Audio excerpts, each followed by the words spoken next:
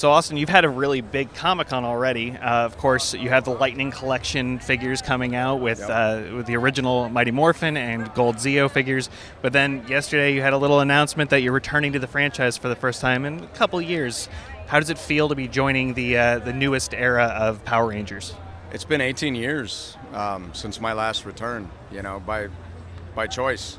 I've had offers almost every year for quite some time, and I wanted to pick and choose the right moment. And I think Beast Morphers and what these guys are doing together, I love their energy. I liked what they were doing, and the executive producers and the production crew.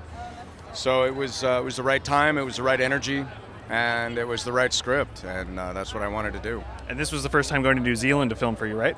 Yeah, which was amazing, by the way. I mean, New Zealand was gorgeous. Production staff and Chip was amazing.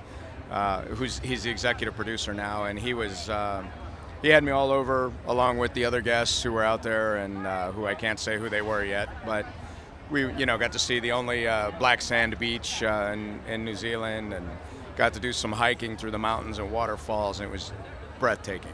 So with this era of Power Rangers, was it different for behind the scenes filming this kind of Power Rangers versus your original time in the suit? Oh yeah. They I mean, the sets, some of my guys from way back in the day were actually still there. Second unit director of photography was still there. A couple of the stunt guys I used to work with were still there. Chip, who was around when I started 25 years ago, who's now the big dog. So that was cool, but just taking in all of the different sets and how everything was built, and completely different feel and vibe, but I loved it. It was great. Aside from shaving for the role, what else did you do to prepare to get back into the suit? Well, I definitely had to.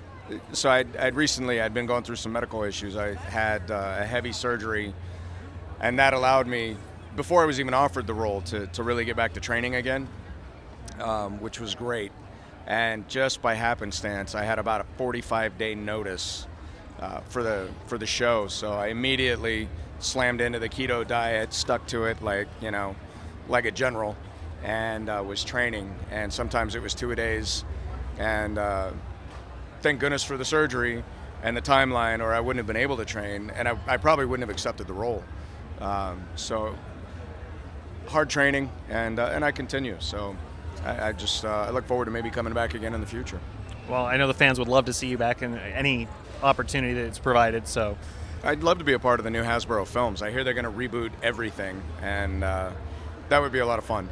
So in terms of the character, though, what did you have to do to get back in the mindset of Jason? Not a whole lot. Jason, is something I modeled after my parents. He's a walk softly, carry a big stick sort of leader. The team is always first. He was never braggadocious, never self-centered, and not that he built up his team. It was that he had absolute confidence in each one of his team members, and was more than happy to step back and let Kimberly, Trini, Zach, or Billy do whatever they needed to do to raise themselves, or even Tommy. When Tommy came in, he had to put Tommy down and defeat him, but just enough to bring him in and let him be who he could be. So that's not too far from how I really live my life. I love helping everyone from the underdog become who they are to people who are already empowered and confident, and just guiding them in those extra steps to be even better. So I love that. I love doing that. Outside of the TV medium, of course, the comic books have been thriving as well.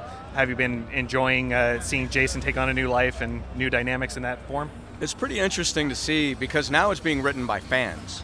Kyle, who did Shattered Grid, and Ryan, who did Go-Go Power Rangers, both great guys, but they grew up as fans. So it's even more interesting to me now to see the fans' take on where Jason and Trini and Kimberly and all these characters would go in our current day. Like, we have cell phones now, so there's cell phones, and then the whole uniform switch between Trini and Jason I thought was awesome, because Trini is the one that Jason would have dated and Austin would have dated. I love Trini. I thought she was amazing. So I love seeing the fans put out their feedback and different pieces of it being integrated into what's happening today.